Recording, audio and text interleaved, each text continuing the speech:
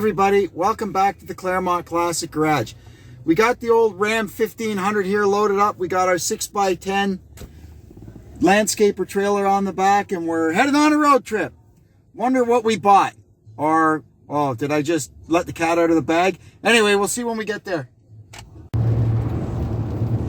Well, there's 3 dump trucks up ahead and what looks like a whole lot of mist and stuff coming off them, but one of them's got a flat tire. I could smell it. It's probably the one that's driving with the hazard lights on. This one right here. Oh, he just figured it out. So when the dual tires on the back of these things goes flat, the other one, they start actually rubbing on each other and making a big smoke show. One of these other 2 guys probably called him up on the CB and said, "Hey dude, you got a flat tire." So anyway, thankfully he figured it out before the thing blew up and shot hunks of tire at everybody's car, because that's what happens. Anytime is a good time for a traffic jam on the 400. Oh man, this road. I know there's some construction up here. We're just approaching Highway 88. Or it could be a wreck too. You never know up here. Well, an OPP cruiser just went roaring up the right-hand shoulder, so I guess we're coming up to a wreck or something. Okay, well, we're finally here. It's a wreck. Looks like only the left lane is open.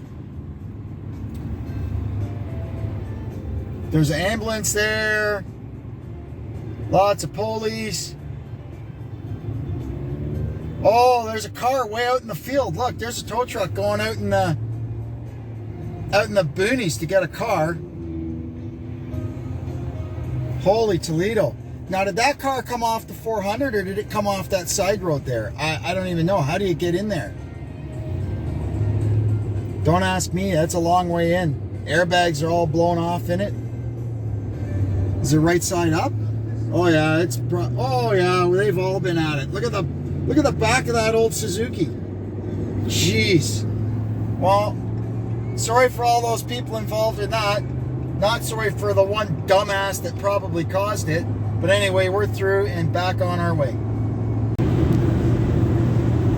Well, we're back rolling again. Now all the poor people heading southbound have to work their way through all that. But at least that's just a slowdown to look at flashing lights. They don't have any lanes closed, so they won't be as long in it as we were. We lost about 20 minutes going through there. But anyway, it's all good now. We have arrived at our destination. We are at the auction place, 6 and 6 Auctions in Markdale, Ontario. Let's see what we got. So here's what we came for. It's a Ford 2N 1942, 43, in about there somewhere. But as soon as we start loading it, it starts pouring rain. So we'll talk in a bit.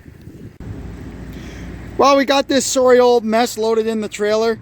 Now we'll hit the road, and we're going to stop for lunch somewhere, and hopefully it won't be raining and we can take a little bit better look at it. At first I thought it was a 2N.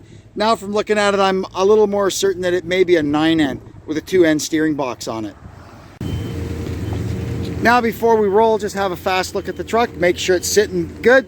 I brought my little compressor in case I had to put some air in the airbags, but don't think I need to. So we're good to go. We'll get out of here. Now the sun comes out after we all got soaked. Pretty good auction. Everybody's here getting their stuff. Well, we're heading down Highway 10 from Markdale. We'll get down into Shelburne and head across. But it's kind of turned into a nasty day. Glad we're nice and dry in here inside the old Ram 1500. Here we go. This is going to be the most harrowing part of our journey. The Bloomington and Highway 48 traffic circle.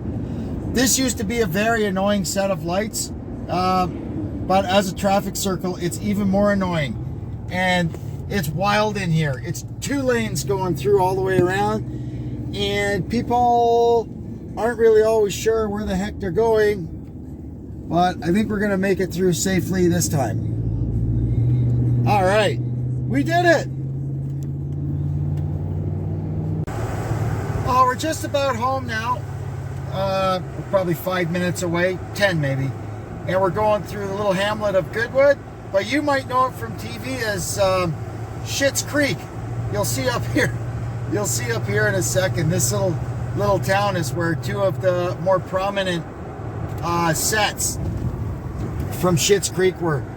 Right here on the left, you can see the garage that was, what was the guy's name? Bob's Garage.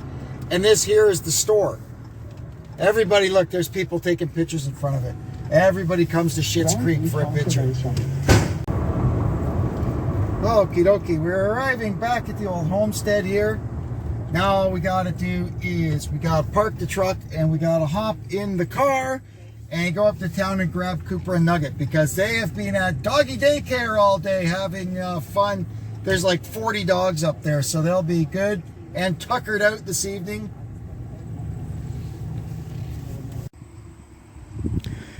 Well, we're back home with our treasure. I can't wait to get it out of the trailer and show all the fine details to you. So here we are, we've made it home, we've got the thing offloaded, and it doesn't look like much, but beauty is in the eye of the beholder, you know. So what we've got here is, at first I thought it might be a 9N with a 2N dash steering box, but I'm pretty sure now it's a 2N. It's an early one. So why did we buy this thing? Because it doesn't look like much, does it? Well, there's one reason we bought it. This. It's got a Sherman combination transmission in it. I don't know if it works or not, but it's in there. Okay, well, it shifts, so that's something. Also, it's got the remains of a pair of CM Hall headlights. These buckets, even the buckets alone, are just so impossible to find. And if you've got a tractor 1944 or older, these are the correct headlights for it. Unfortunately, the cast iron wing emblems are both broken, like they always are, but what are you going to do? Also on this, we found the hood is like just about perfect. It's got a dent in the front, but there's no rust through on it. Really hard to find decent hoods anymore. It's got an original non-pressurized square tank radiator in it. Hopefully it's good. It's got a pusher fan on it. It's got a very decent looking pair of original hat style Ford wheels on it. The fenders are nice. Even these castings here, the steering box and the dash, these get broken. They get extra holes drilled in them. This one is untouched. And you see here, this is one of my clues. It's got that's a 1941 steering wheel, which would make it a 9N. But you can see here somebody's been at it. So I think the 2N steering wheel has gone poo-poo, and they put one from a 41 9N on it. Because that is definitely all 2N, the dash and everything. The back end of it here, you see these are open, not closed. That's 2N. So I'm pretty confident we've got a 42, 43, maybe a very early 1944 2N. Unfortunately, you can see here, it's got a rebuilder tag on the block, but look at the crack. It is split from one end to the other. Even the frost plugs are rotted out. So unfortunately, the engine is junk. So this machine is just going to go for parts. We'll get what we can off it and put the rest in the bin. So that'll do it for our great road trip today, because I needed more 9Ns. Or, well, you know me, I call 2Ns 9Ns because to me, there's only 9Ns and 8Ns. 2Ns are just other 9Ns. That's my opinion, and I'm sticking with it. Anyway, I hope you had fun coming on a road trip with us and picking up this poor old sad, sorry thing. I hope you'll tune in again to see what we're doing next time. And until then, this is Kevin checking out from the Claremont Classic Garage. So long for now.